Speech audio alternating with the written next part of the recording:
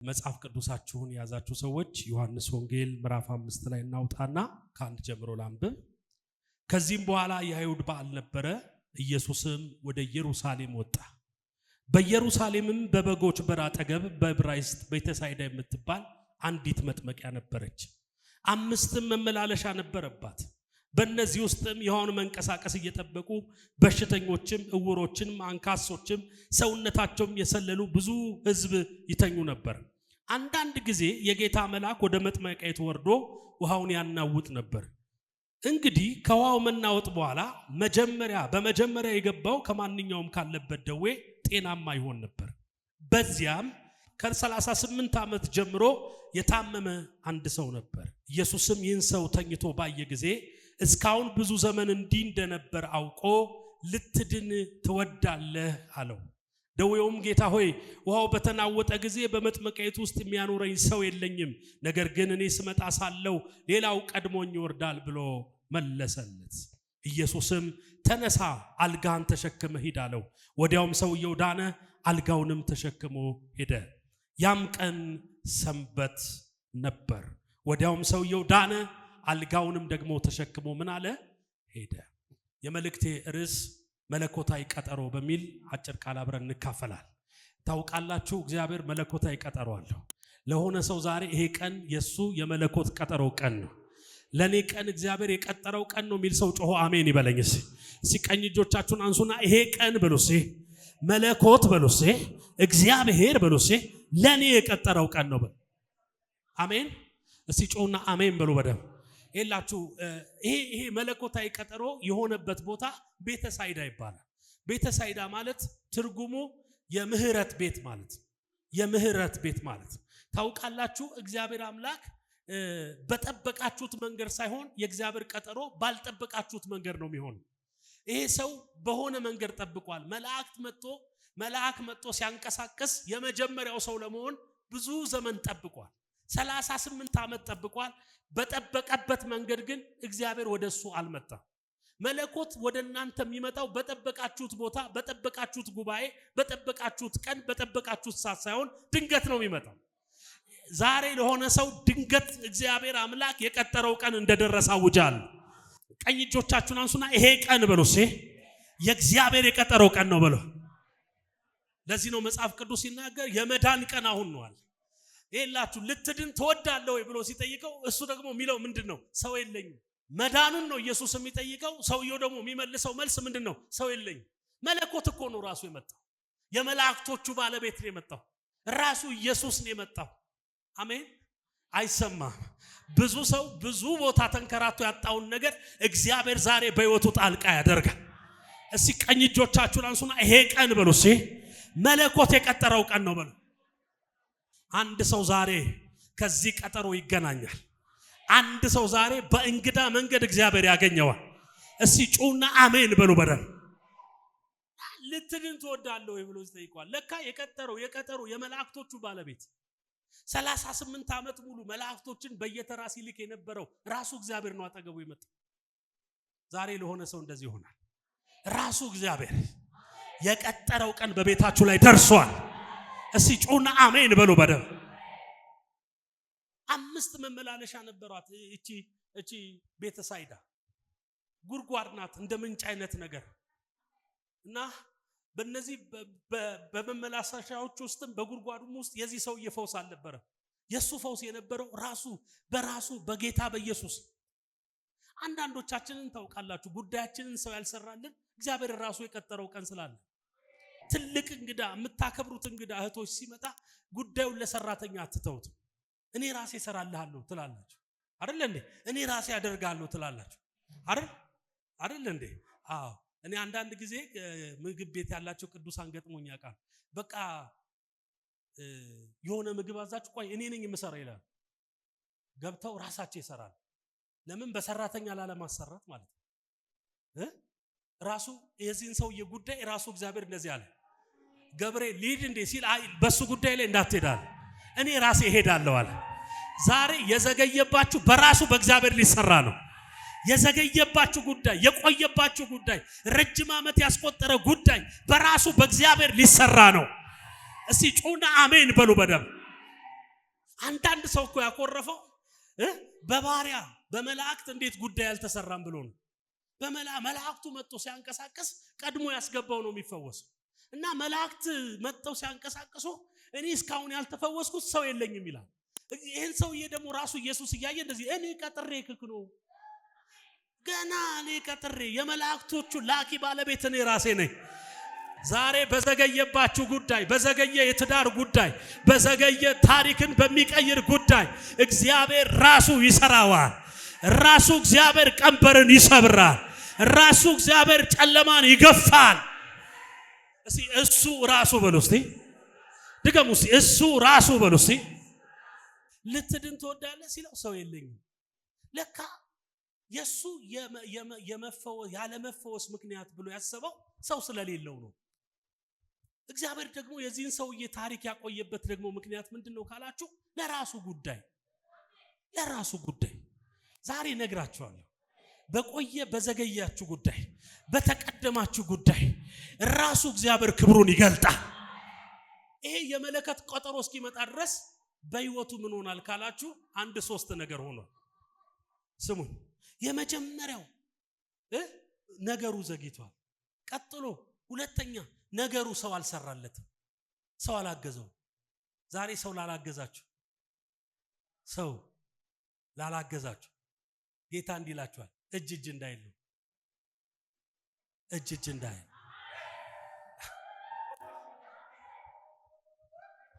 እሱ ራሱ የቀጠረው ቀን ይምጣ እንጂ ያግዘኛል ያላችሁትን ራሱኑ ትይዙታላችሁ።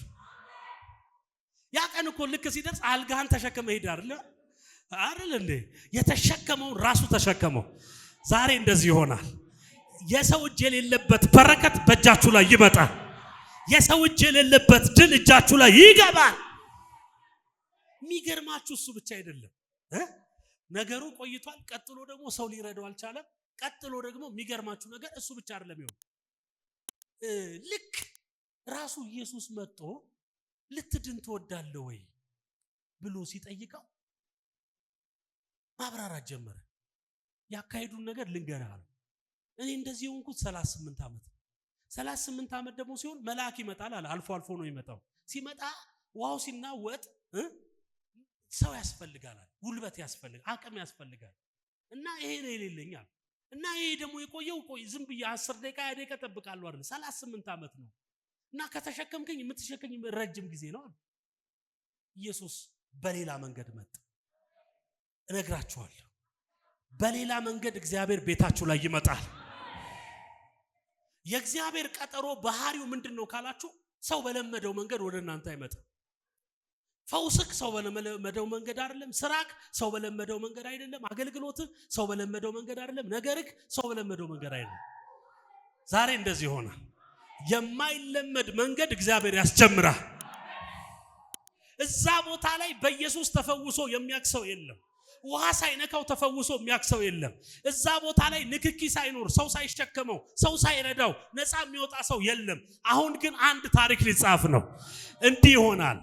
በዘሮቻችሁ የሌለ ታሪክ፣ በኢትዮጵያ ምድር ላይ የሌለ ታሪክ እግዚአብሔር በህይወታችሁ ያደርጋል። በጌታ በኢየሱስ ስም እግዚአብሔር ጣልቃ ይገባል። ይሄ ቀጠሮ የምህረት ቀጠሮ ነው። ይሄ ቀጠሮ የመለኮት ቀጠሮ ነው። እስቲ ጩና አሜን በሉ በደም። ይሄ ቀጠሮ ሲመጣ ምን ሆነ? በዚያም ከ38 ዓመት ጀምሮ የታመመ አንድ ሰው ነበር። ኢየሱስም ይህንን ሰው ተኝቶ ባየ ጊዜ እስካሁን ብዙ ዘመን እንዲህ እንደነበር አውቆ ልትድን ትወዳለህ አለው። ደዌውም ጌታ ሆይ ውሃው በተናወጠ ጊዜ በመጥመቂያ ውስጥ የሚያኖረኝ ሰው የለኝም፣ ነገር ግን ስመጣ ሳለው ሌላው ቀድሞኝ ይወርዳል ብሎ መለሰለት። ኢየሱስም ተነስ፣ አልጋህን ተሸከም፣ ቀጥሎ ምን አለው? ሂድ። ሶስት ነገር ይሆናል። ይሄ መለኮት ቀጠሮ ሲመጣ የመጀመሪያው መነሳት ይሆናል። ሃሌሉያ። እስቲ ጩና እነሳለሁ በሉስ። መነሳት ታውቃላችሁ፣ መንፈሳዊ ራይዝ ብድግ ማለት ነው። ደግሞ ለተኛ ሰው 38 ዓመት ለተኛ ሰው የማይቻል ነገር ነው። ዛሬ እንደዚህ ይሆናል። የማትችሉትን የምትችሉበት ቀን ደረሰ። እስቲ ቀኝ እጆቻችሁን አንሱና እነሳለሁ በሉ ባካችሁ። የሚነሱ ዘማሪዎች አያለሁ፣ የሚነሳ ሰባኪ አያለሁ፣ የሚሰነሳ ኢኮኖሚ አያለሁ። እጆቻችሁን አንሱና መነሳት ሆኖልኛል በሉስ። ድገሙስ፣ መነሳት ሆኖልኛል በሉስ። እግዚአብሔር ያስነሳኛል በሉስ። ታውቃላችሁ ኢሳይያስ 42 ላይ ጽዮን ሆይ ተነሽ አላት። እነሱ ደግሞ እንደዚህ ብለው ይጸልያሉ፣ የእግዚአብሔር ክንድ ሆይ ተነስ ይላሉ። እግዚአብሔር የሚነሳው አንተ ስትነሳ ነው። ለዚህ ነው እንደዚህ ያለው፣ ተነስ ተነስ። እስቲ ጮና እነሳለሁ በሉ። ቀጥሎ ሁለተኛ እንደዚህ ያለው ተሸከም አለው። ሰው ሁሉ የሚሸከመው ነው። አሁን ግን እንደዚህ ያለው ተሸከም አለው። የተሸከመውን አልጋ 38 ዓመት የተኛበትን የተንቃቃ ያረጀ አልጋ ራሱ ምን አደረገው? ተሸከመው። ዛሬ እንደዚህ ይሆናል። የተሸከሟችሁን ሰዎች ትሸከማላችሁ። የሚረዷችሁን ሰዎች ትረዳላችሁ። ስለናንተ ሸክም የሆኑባቸው ስለናንተ ሐሳብ የሚሰጡ ስለናንተ የሰለቹ ሰዎች በጌታ በኢየሱስ ስም ታሪካቸውን ትቀይራላችሁ። እስቲ ጮና ነገር ተገለበጠ በሉ። መለኮት ቀጠሮ ሲደርስ ምን ይሆናል መሰላችሁ? የተሸከመን ትሸከማል፣ የረዳን ትረዳል። ምን አይነት ደስታ ነው! ምን አይነት ሰላም ነው! እኔ ስሙኝማ ይላችሁ ስሙኝ። ቤተሰብ እንደዚህ እንትን ስንል ያው አገልጋይ ስለሆንኩ ይረዱኛል እና መረዳቱን ግን አልፈልገውም። እና አንድ ጊዜ የሆነ ሰው ብር ሰጠኝና ወንድሞቼ 2 ወንድሞች አሉኝና ምሳ ልጋብዛችሁ አልኳቸው። አይ ጠርተህ ልታስከፍል አላመኑኝ። ልክ የመጀመሪያውን ስከፍል የተሰማኝ ስሜት ለምሳሌ በቃ አላስበውማ። ሌላ ቀን ሜኑ ሲመጣ ይምጣ ይከፈል አይከፈል አላውቅም። ራሱ አስተናጋጅ ተሳስቶ ሲያመጣ ገላምጬ ነው ወደዛ ማረግ። ለምን የለኝም ማስራ።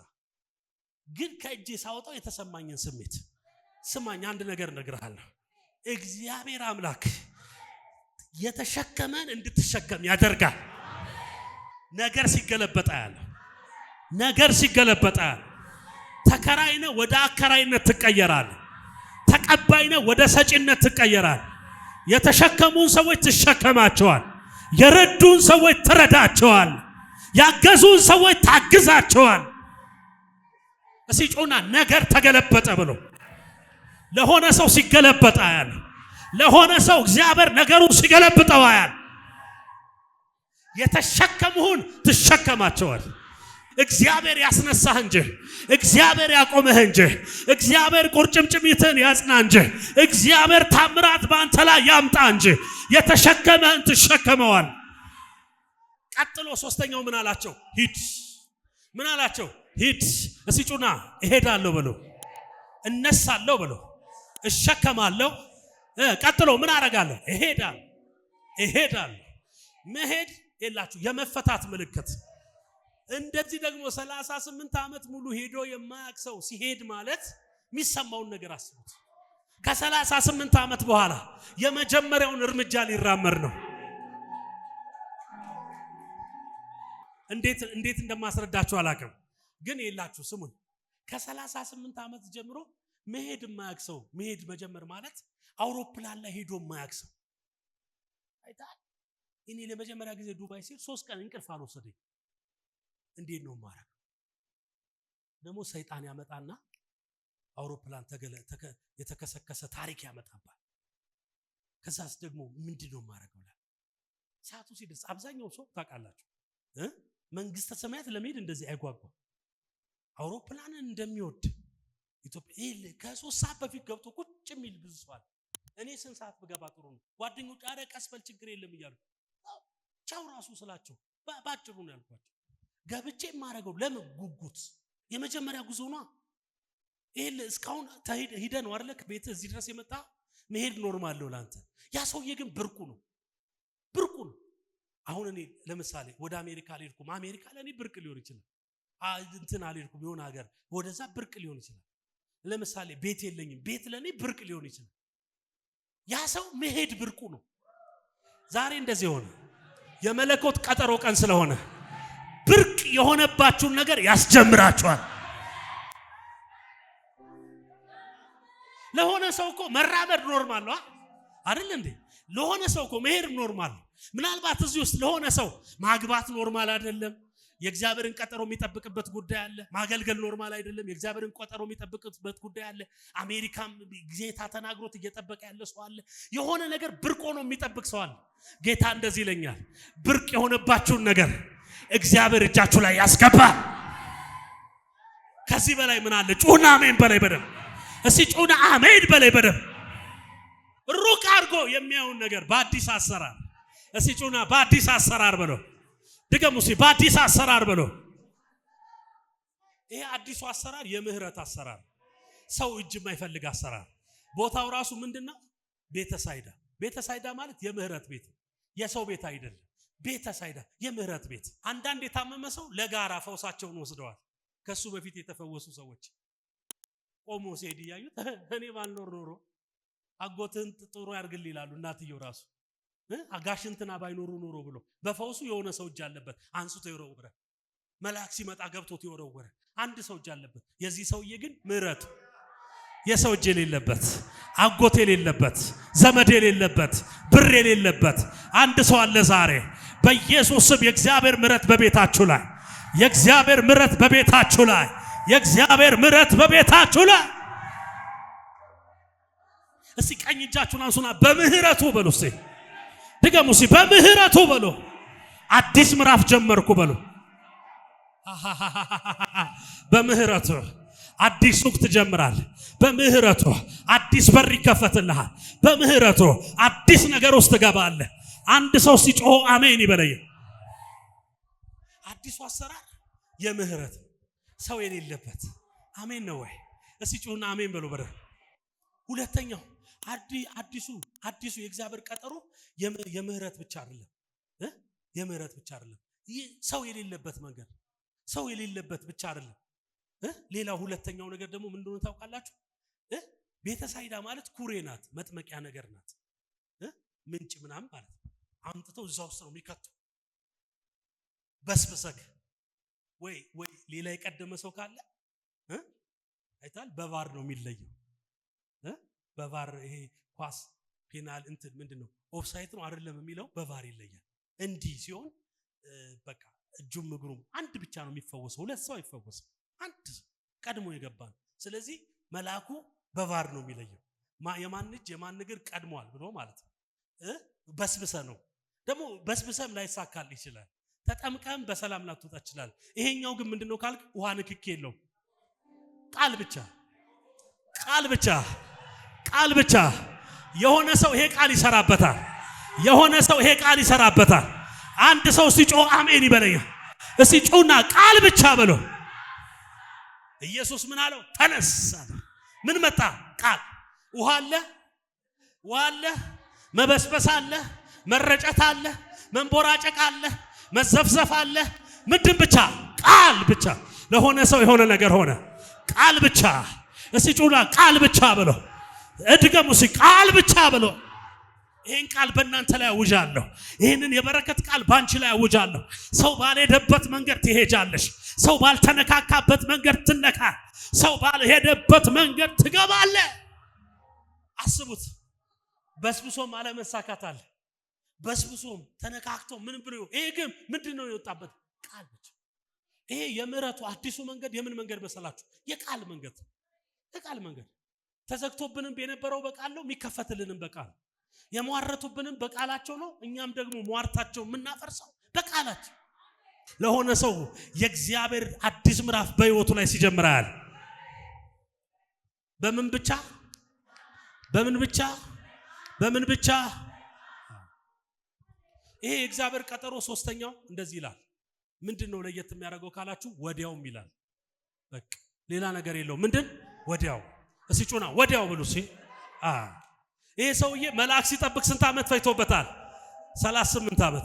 የሚጠበቀው መልአክ ደግሞ የሚመጣው በየቀኑ ነው አይደለም። ስንቴ ነው? አልፎ አንዳንዴ ነው የሚመጣው። አሁን ግን ምን ሆነ? ወዲያው። ለሆነ ሰው እንደዚህ ይሆናል። እዚህ ያለ ነገሩ ይቀየራል።